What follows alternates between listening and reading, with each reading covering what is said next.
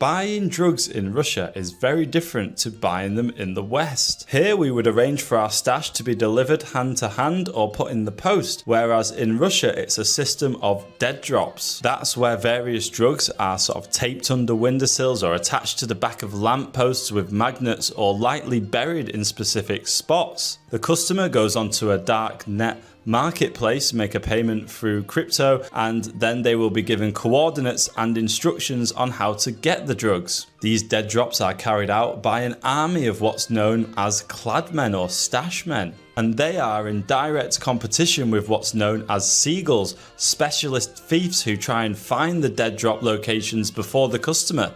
The vendors who oversee this sort of activity act more like successful corporations. They have PR stunts, they have sophisticated online presence, and they have successful marketing campaigns.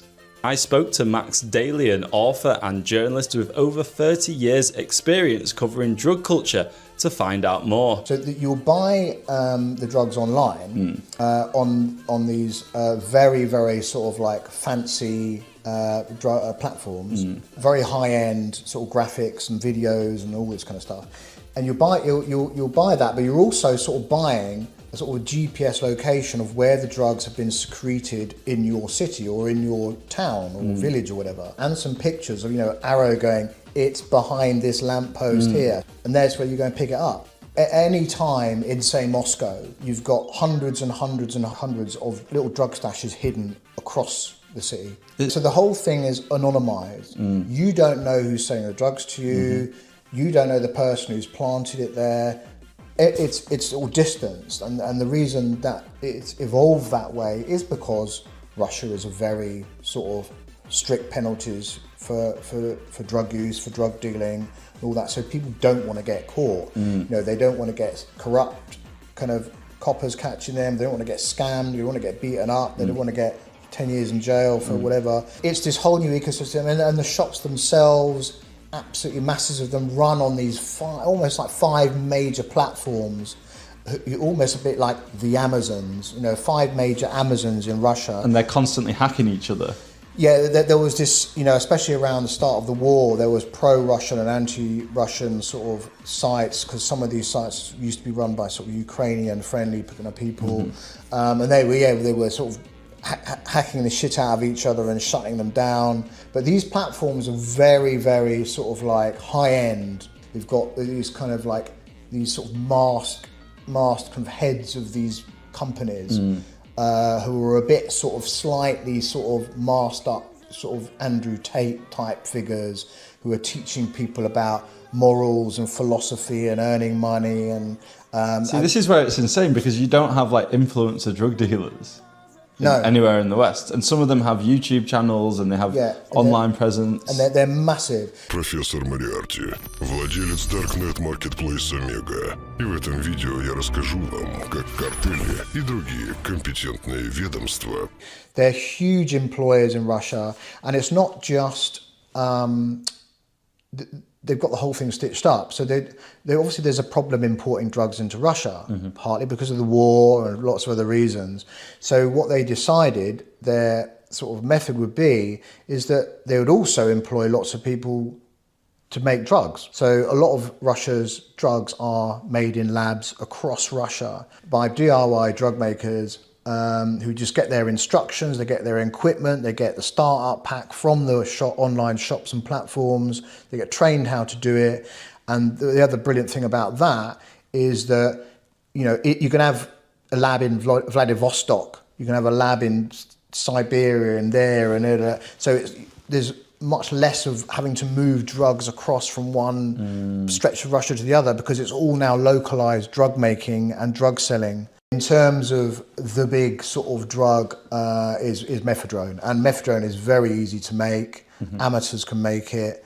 It's a lot cheaper than cocaine and what have you in Russia. Although the shops, they say we test the drugs constantly and we look after drug harm reduction. You know, it's very sort of hit and miss. I would guess it could just be made by some learner who hasn't quite got the recipe right. You know, it's unreliable.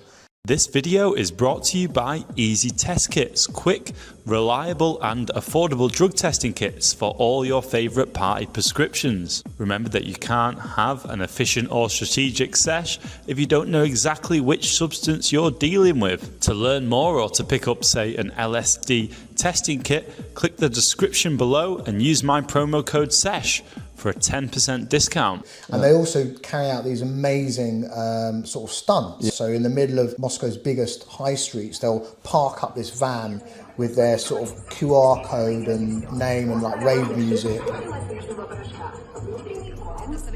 And it will stop traffic for hours. It'll be all over the media that they're drug cartels in Russia advertising themselves. Yeah, they project their logos all over the place.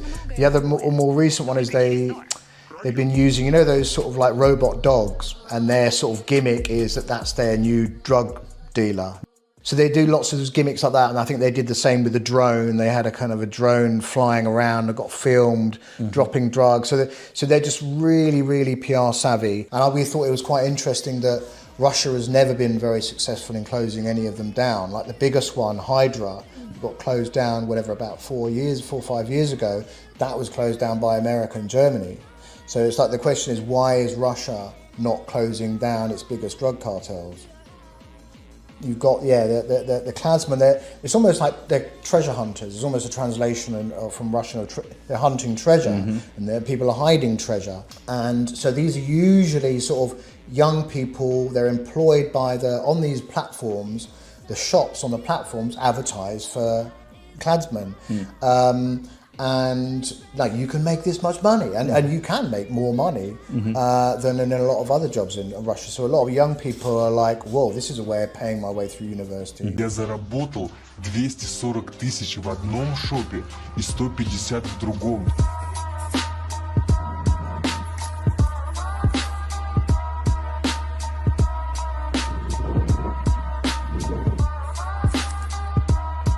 So they get sort of trained up.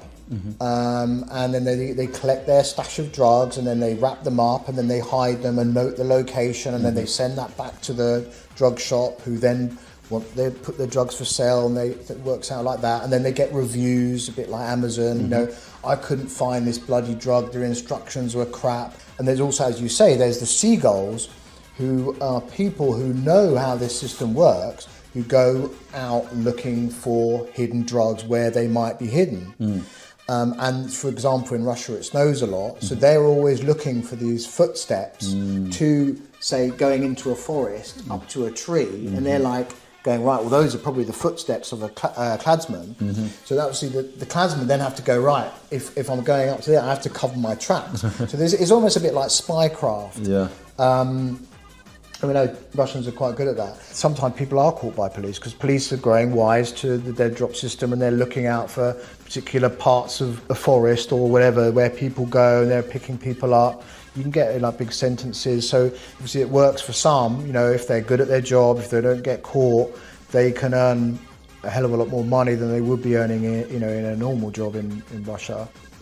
The way that they enforce is quite violent. Yeah, because everyone would think, ooh, this is the ideal drug trade. Everyone's anonymised, there aren't gangs fighting each other on the corner. Yes. People aren't getting caught so much by the cops or whatever. But in Russia, these big platforms and the shops, they do employ enforcers, which they call sportsmen. And these are people employed to punish errant drug, like Kladmen and Seagulls. Kladmen who lie, who steal, who are rubbish, and Seagulls who steal drugs. Often they are drug users themselves. When Kladmen start working for these shops, if they don't have the equivalent of about 50, 100 quid deposit to put down, which a lot of young Russians don't have, they have to give their ID details as a deposit.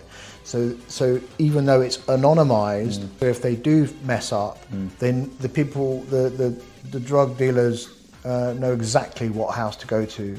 So you've got examples of a lot of houses being shot up, bombed, and things like that. They not only get punishment beatings, but those beatings end up online. So you get people being humiliated. They pour this sort of green dye all over all their heads.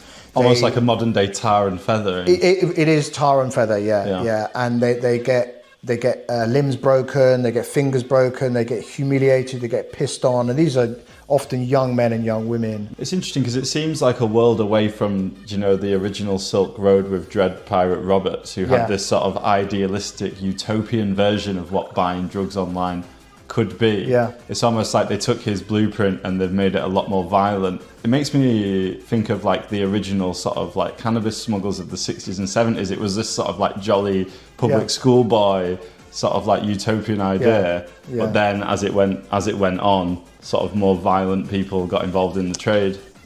Over the last 10 years, since it sort of started, it's spread outside of Russia to, you know, it's massive in Ukraine, you know, and that's why a lot of the Russian soldiers fighting in Ukraine were able to buy drugs.